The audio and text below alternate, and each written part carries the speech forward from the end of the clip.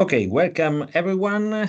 Welcome to this new webinar of the series of webinars on control education organized by TC 9.4 on control education of IFAC. This webinar has been organized also with the cooperation of TC 7.3 Aerospace, and I would like to thank Paolo Castaldi, who is the chair of this technical committee. It's a great pleasure for me to introduce Professor Antonios Tsourdos. He's a professor of autonomous system and control with Cranfield University in UK. He was appointed head of the Autonomous System Group, Cranfield Defense and Security in 2007, head of the Center of Autonomous and Cyber Physical Systems, School of Aerospace Transport and Manufacturing in 2012, and director of research, aerospace transport and manufacturing in 2015. More recently, he has been appointed as director of AI, autonomy and robotics in November 2024. He is also a fellow of the Royal Aeronautical Society. He has also served as chair of the IFAC Technical Committee on Aerospace Control. So it's a great pleasure for me to introduce this webinar entitled Collective Drone Group Design Project, where he will show how to do control education with the help of aerospace system. Let's call this. So Antonius, thank you very much for being here. The stage is yours. And I remember that after the webinar, there will be the chance for all of you to make questions. Please. Thank you. Thank you very much for inviting me, and it is a pleasure to give this talk. I will start a little about what we're doing here. I mean, in my research and my team's research, to be honest, it is working a lot in AI-enabled UAV applications, and we're looking from the all the aspects of the technology that needs to go on the UAV in order to be able to operate successfully. And the idea is to bring the research to the teaching by group design projects. And here we will try to see how we bring a group of students to design a system like that ones with the help of industry to address a problem and see what they learn and bringing all the knowledge from the thought element to the practical. So we're looking about the multi-agent systems, and what is the motivation? This is part of an MSc program that is called Autonomous Vehicles Dynamics and Control, and it is looking about it's concentrated on drone technologies. And what we wanted to do there, it is try to see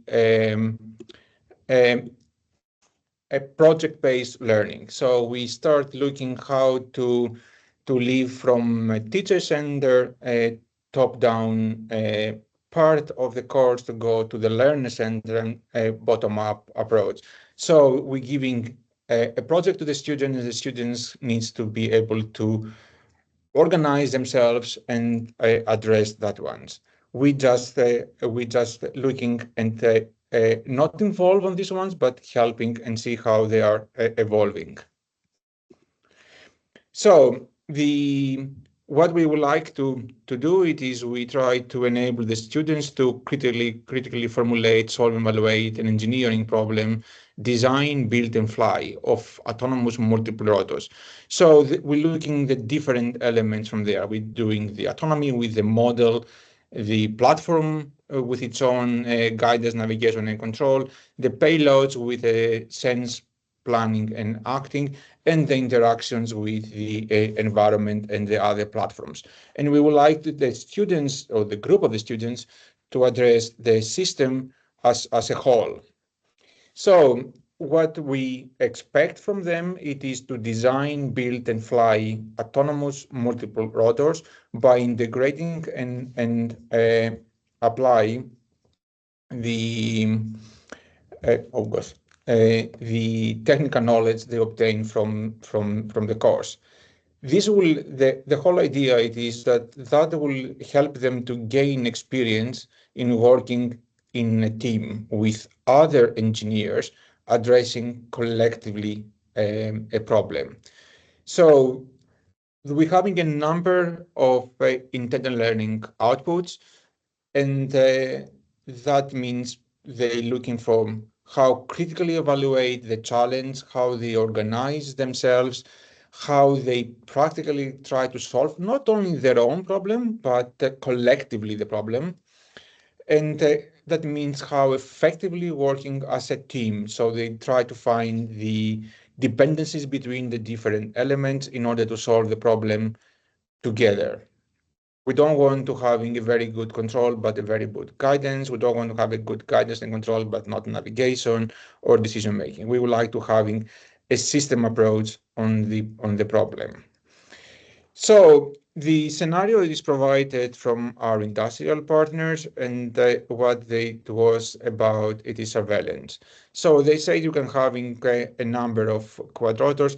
Usually we're talking about 2, 3 to 4, and not very large. And collectively, the drones will be able to detect and track a number of ground vehicles. We would like to bring the autonomy level as high as we can, with the aspiration to having no human intervention on the systems. That means that the system will be able to do on its own autonomously collaborative decision making, plan and follow paths, and track the targets.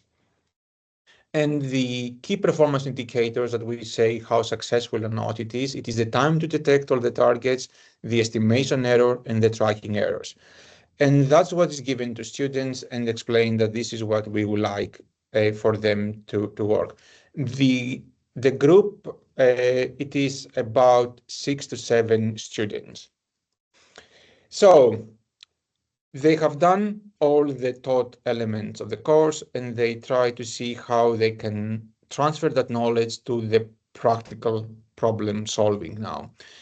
We would like to see how the review the engineering designs that they coming in different layers and how they're organizing the different sub-teams.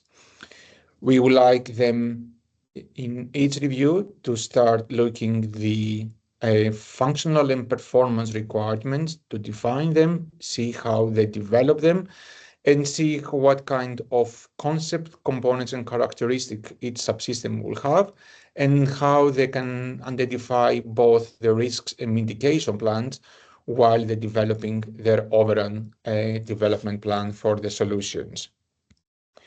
So what we're looking at is, as we say, we having what students know and able to do with these learning outcomes, how students will learn, because this is a process that they learn that not only they can address a problem, but they can link that problem with a wider system, and uh, how learning to be measured, what kind of assessment they will have in each design stage to see have we done that well, do we need to improve that once, is the algorithm working, which part we need to go to redesign and improve further.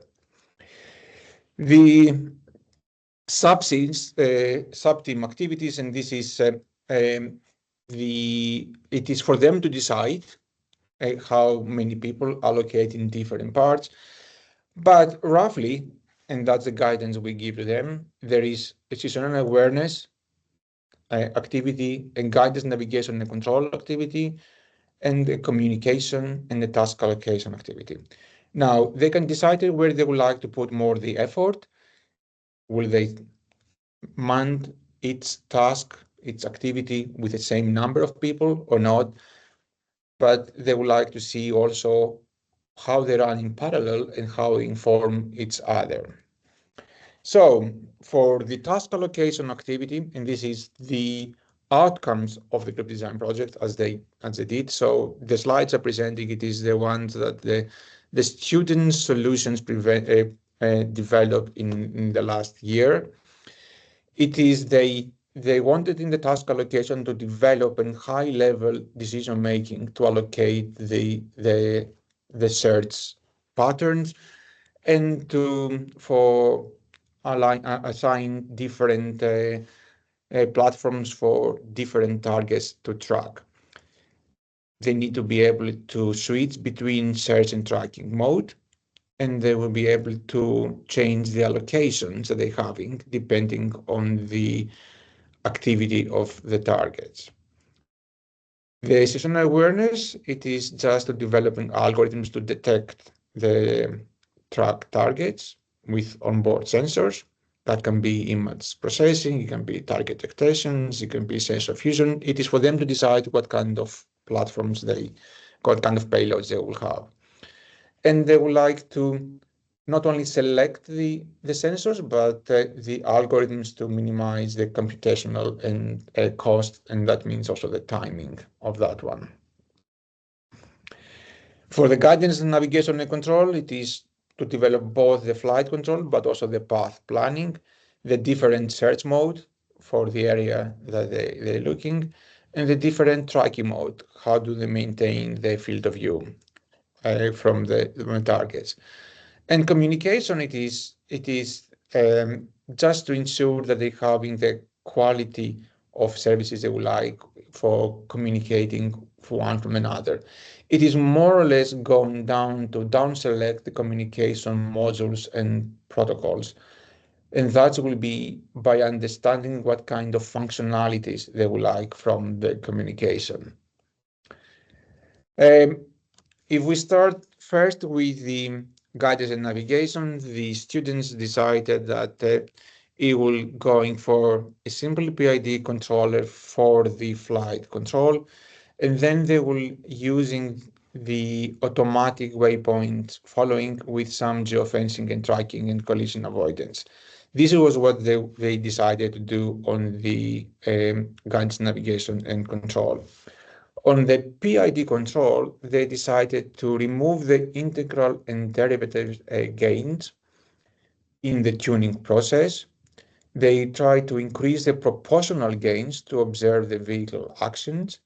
And once they had the proportional gains tuned well, they start increasing the derivative gains. Once both the derivative and proportional gains are tuned, they add the integral gains, and in such a way that they adjust using the trial and error to satisfy the flight behaviors. So they went to a practical point of view because the controller needs to be transferred to the vehicle and implemented on the platform. And as you can see here, um, the platform, it is moving and it is going in different patterns, reasonably stable to maintain the flight stability they would like in the mission that they would like to do. Then they try to looking how to coordinate the send in latitude and longitude and latitude. So we have the different sensors and say how can we create in such a way that they can look in the tolerance on the waypoint, and they achieve a tolerance with less around 0.1 meter and 1 degree heading. So you can see how it is moving around, how they can maintain the global coordinate in the waypoint that they're moving around. And then they did validate into the trial. This is in the flying arena because they did everything inside before they do the trial outside, and they can see how they can go there, and they can be able to having the right waypoint global coordinate. And they're having also a very good landing accuracy of 5 centimeters. They having also developing the tracking algorithm, and that it was with an average error in position of the target of 10%. That was not as good as we expected, but for the 8 weeks project it is and the equipment they have, it was not bad. And you can see that they can locate and the targets reasonably well. It would have been better to be more accurate, but it was good enough. And then because we want to transfer from one to multiple, we need to having also the collision avoidance. There they're using an artificial potential field approach to implement, and they have a mitigation plan with LiDARs in order to, which was easy to implement into the software and hardware they had selected. And in all of them, they maintain the uh, safe distance from one to another that they wanted. It is important that they didn't use the potential field in the classical form, but they using more on the fluidic approach. So they're taking the approach that is based on CFD, on fluidic dynamics, and they brought that ones into a version of artificial potential fields in order to be able to have oops,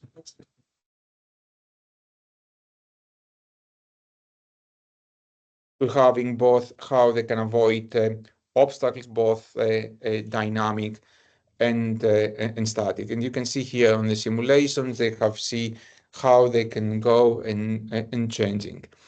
And they thought that this is an approach that they can put in both all the constraints, both for the static environment and dynamic environment, and enable safe deployment of the platforms.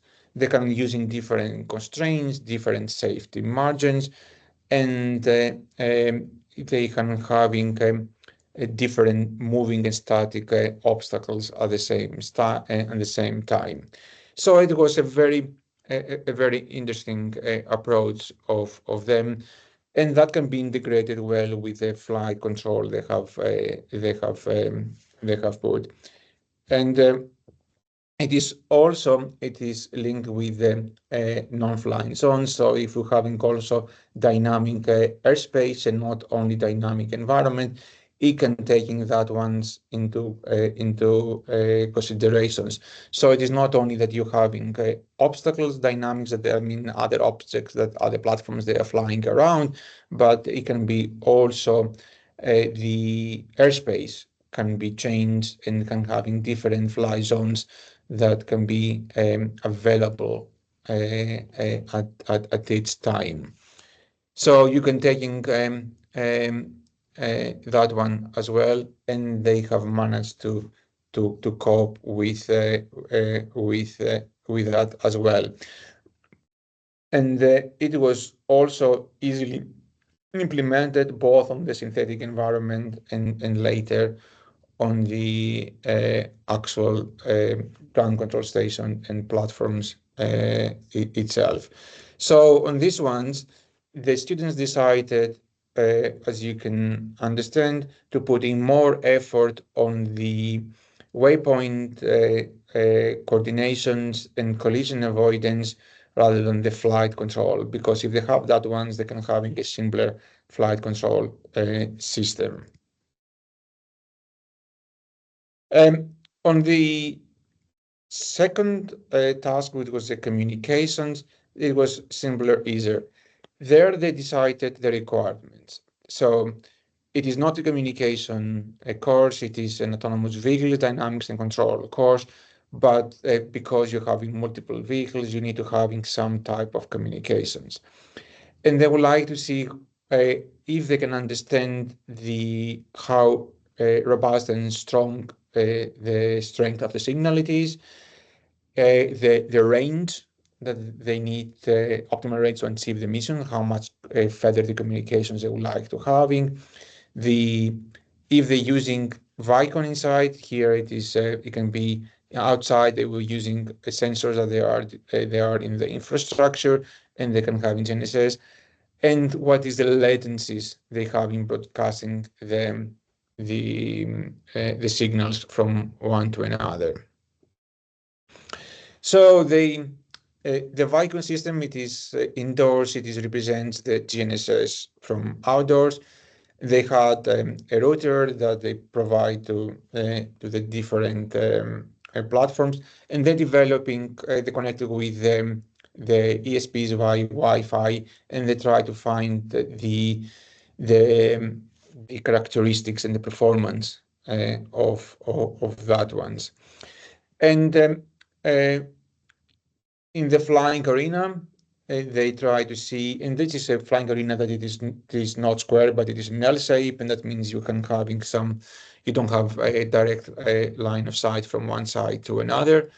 They can demonstrating the strength of the signal in the mission area, and they can find both the mean and the maximum of the RSSI. They're looking the range test, and of course they need to see how they can take in that from the arena to go outdoors when they're flying. So they need to understand how they scale out when they go out, and if they can translate that ones in the real environment. The Vicon accuracy, when they start integrating with these ones, they try to understand where they're having blind spots, but because the same happens in the outdoors, because it is a campus, and outdoors they will having areas that the GNSS signal it is not as strong as they think, and they need to understand how they integrate that ones in order to be able to communicate, and if it is also blind spot for communications around. They they use one ground control station for each drone because of the rate of the communications they having. They and then providing an analysis what means good performance and robustness for them, the scalability, which is quite important for them, and the network architecture, if it is not adapted, how many more platforms they can operate with the same network systems, and if it is scalable in the outdoor environments, because the indoor it is just for prototyping that ones and then going outside to do the real test. And they had a reasonably acceptable attenuation. They're looking different bandwidth requirements with selection of different multi-masters. They decided to using the common network, utilizing the Wi-Fi LAN. They do test indoors from 40 meters distance without direct line of sight. So to represent something that when they go outdoors, they will be able to feel confident that the communication solutions and networking for the multiple platforms, it is something that is acceptable from that ones. And they're looking for 1, 2, 3, and 4 drones, and what kind of kilobytes per second they can accommodate in the bandwidth, depending on the different solutions they obtain. The selections that they came, it start giving about 45% bandwidth requirement reductions in one drone case, but that goes to 73 bandwidth requirement reductions in the fourth drone case. So they can start looking how they can come in with a consensus with the different communication architectures and networks that reducing the bandwidth requirement. And that is only because it is increasing the scalability and also the resilient robustness when they go outdoors. Situational awareness, it is more about sensor fusion. They start looking different images, and they start different drones and start learning, and they look in different elements. They can see how can identify humans, other drones, birds, and so on. So in order to be able to having a databases that they can train the systems to give them the analysis they would like, the assumed awareness they would like. So they had they divided also the mission of the drones, different the monitor drones and different the tracking drones. Later in the States, they would like to see the same drones to be changing from I monitor to track. And they start looking what kind of frame selections and coordinations I need to having from each images I'm collecting and broadcasting to the others. So they start looking the different geodetic frames that in the UAV. They start looking the target in the to bringing that in the same geodetic frame, and they, in order to be able both of them to come in agreement, in order to be able to broadcast to the other. And that means they need to understand both the position and the frame rotations, how they extract the data, and how to having the Ross Mesas transformation. So it was a lot of hardware and training there, and they came with a reasonably good life cycle from that ones. They understand what is the evaluation process with the accuracy of the detections, the performance of the tracking, the accuracy of the locations, and the performance in real time. They're looking the requirements to see is the requirements correctly for that kind of evaluations, and then you can see it is very much the same. And then they say on the design and implementation and the testing, do we do in such a way that we are compatible one of the others and we meet the requirements. They built a number of different solutions. Here is algorithms for the season awareness. And the fifth or the sixth ones, you start working, meeting the targets we like. In its life cycle, they went in a better performance until they reached the ones that they were happy to approve and close. And this is sort of, there is nothing here unusual. They're taking the sensors, they having the image, they're passing from the neural networks, and they're looking both at detection and the depth of the image. They're doing the regressions and they extract the minimum depth, and they pass the informations for the targets in order to be able to do the decision making there. And this is they start using different characteristics. And these ones I saw you here, only the fifth version of the algorithm they went around. And here you can see that from the fifth to the fourth, the improvements that you're having. It's looking much less computational expensive solutions. It can achieve not only to output the publish rate, but with the tracking there, and it has the accuracy. It has been increased more on the precision. So that is also a lesson learned from the students, that every time if they have the right design approach in the life cycle, they can improve and they can achieve what they would like at the end. And here you can see more or less the the validations. There is still some errors, and there will be always, but it is good enough for them to using for the missions they wanted. To be honest, if they had more time, they would have gone in more cycles in the design. They would have further improved that ones, but they didn't have more time to go for more design cycle. Now on the task allocation, they start looking the how they taking the area, how they divide the area, how do they start looking who goes where, how do a task and allocate the drones in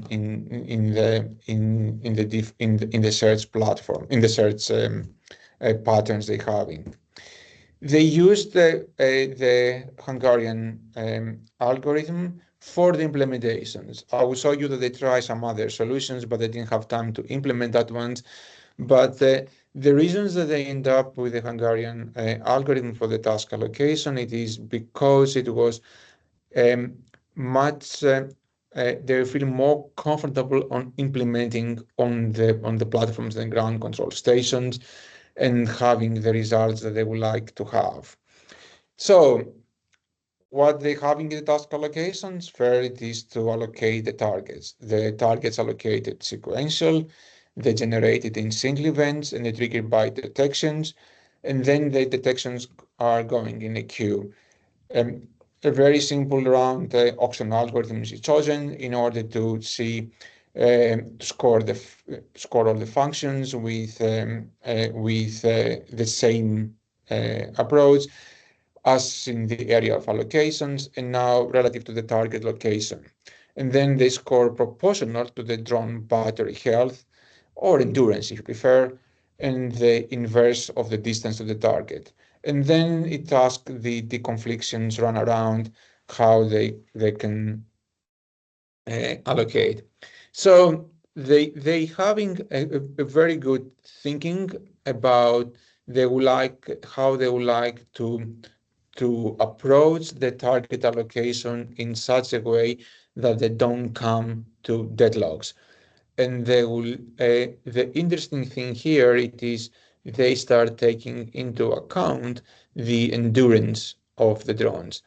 So they know that the drones that it's allocated a task, it has enough battery life to complete the task. So that was also taken into account. And then so the requirements they put in that one for the task allocations, that's the five one listed here. It is the drones assigned in the search areas. They support the loss of the team. They need to be able to having a system that they can both add and subtract agents. So if a drone have a problem, it will go out. At some time later, another one can come in and allocate some of the tasks. The tracking vehicles upon detections and storing the geolocations, so they have them, they have databases that it will be able to help them with the task allocations. And the drones are respond to last locations where the tracking started, and they fly over possible grids. The stretch goals, it is that a decision made between drones for selection and numbers of vehicles for tracking and the support of handover of target vehicles. And as I said, the solutions had to be able to handle drones coming in and out. They had to select algorithms that they can implement in ROS and transfer to the real platforms. They develop in such a way that they can support the loss of a team member, and they putting around that a framework. There's about waiting 10 seconds to select if it is still active or someone goes. And they start putting the set criteria with the battery capacity, the distance, and the mission area as the set criteria for search area assignments between them. And they implemented that ones. They created pseudocodes in order to enable them to say to handle the current drones and other drones, so they can say, can we looking can we start looking more than one at the same time? Can we start locally coordinating that ones by using a set points? I mean, that's the ground control stays automatically. Can we store the global coordinates in the map and moves according to them? And then depends when to hand over to another agent or not. And they did co-simulation on the system in order to approve. They did a swarm subsystems live test with 2 tests around in order to be able to see how they can integrate more than one platform in one. So they started with 2, then went to 3, then went to 4, and so on. So each time the subsystems were tested in a flight trial with integrations of the GNC team. So whatever they developed the guys earlier with the guidance and navigations and the control systems, it was a part of the solutions because that's part of the conflictions. And they synthesize the area command from the GNC at swarm input.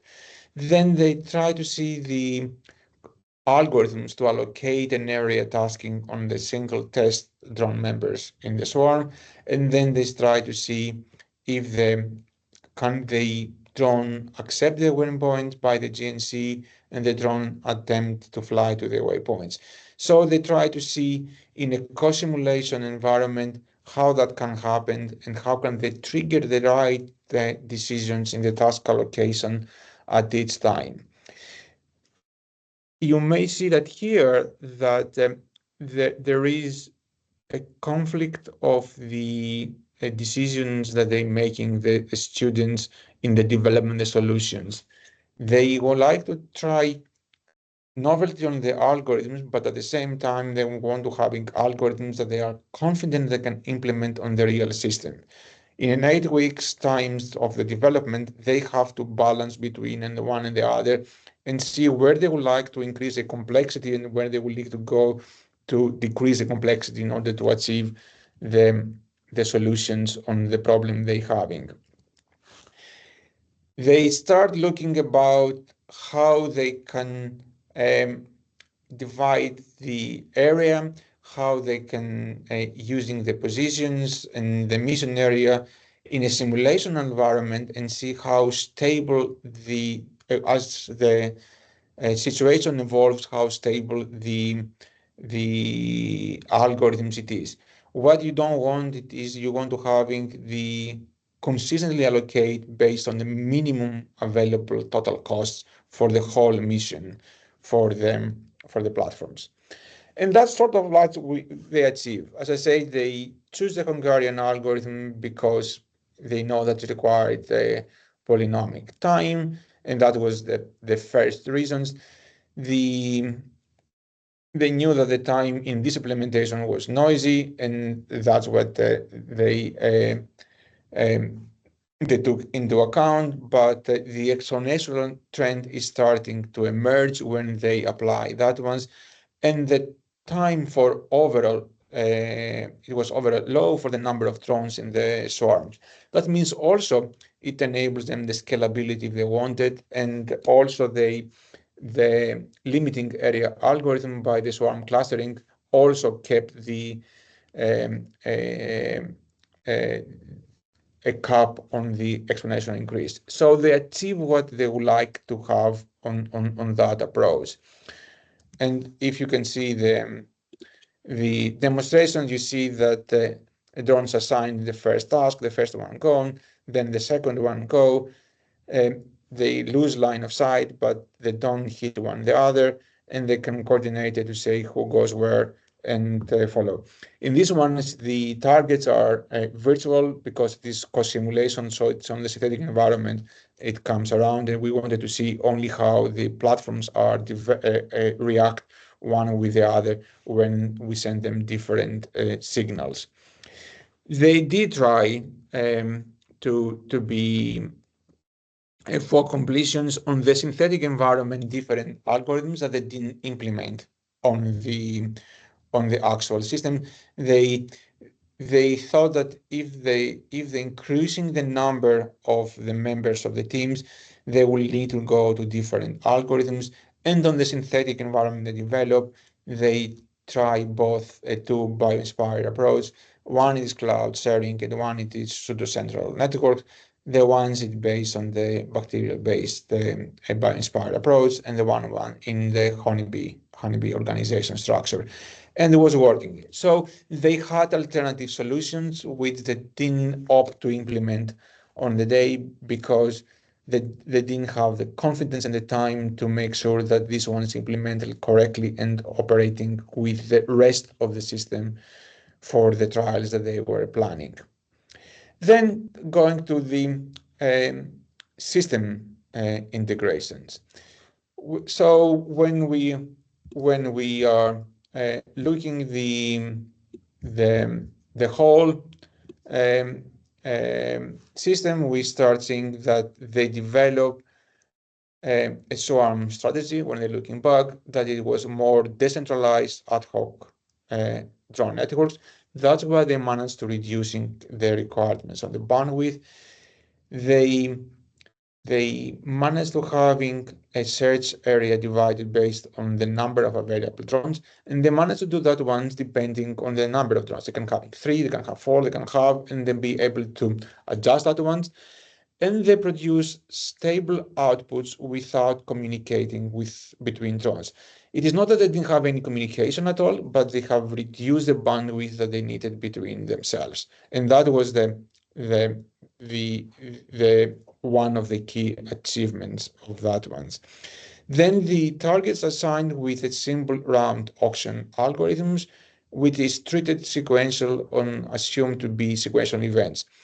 These assumptions, it could be strong, but in this particular case, in this particular scenario, it was a sensible approach for the students to follow, and that means that they're utilizing the platforms much better. And they did the ground control stations treated as a member of ad hoc network. So they having, when they looking the agent systems, they had the agents that it was the drones, but the ground control station, it was another one. And that means that they try to put in the task allocations and the communications, that one as well. And that enable drone and operator scalability and flexibility. And that was the main achievement of this approach. So they went back and they look, did we achieve that once? And they had a guidance, navigation, and control system. They had developed a situational awareness. They have developed and swarm task and allocations, and they have developed the ground control stations. So in the 8 weeks period that they had to do that once, they brought the different elements they learned during the course, and they put them not individually, but all of them collectively together in a solution that addressed the wider problem that they were given. The, they also had in that implementations, as I said a few times already, decided where they would like to increase the complexity of the solutions and where they would like to decrease the complexity of solutions in order to have the confidence that they will complete the whole system within the 8 weeks that they had. They had 2 demonstrations, one indoors and one outdoors.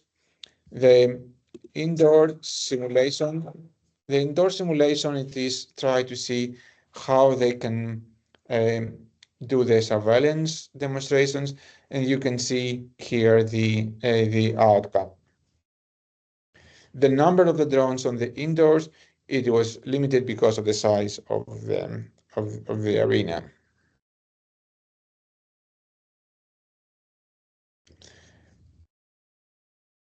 And you can see how it goes from one behavior to another, the stability of the vehicle, the path planning of the vehicle, the routing, and you understand also the communications they're having. It was reasonably sufficient for that solutions. And you can and we can see that they tested different parts, like if we lose one, what happened with the other ones. If we start um, having only one agent to look, what happened if we have another agent coming and taking responsibilities. So they try to looking the different elements they had, and they can monitor these ones around and see, does it give us what we would like to. Fully autonomous systems, and they start see that the confidence that of the solution that they are coming. And it was very interesting because you can having the guidance, the control, the navigation, the decision making, the sensor fusion and situation awareness coming together. Of course, these ones, it doesn't finish there. They went outdoors. And this one I will put with voice.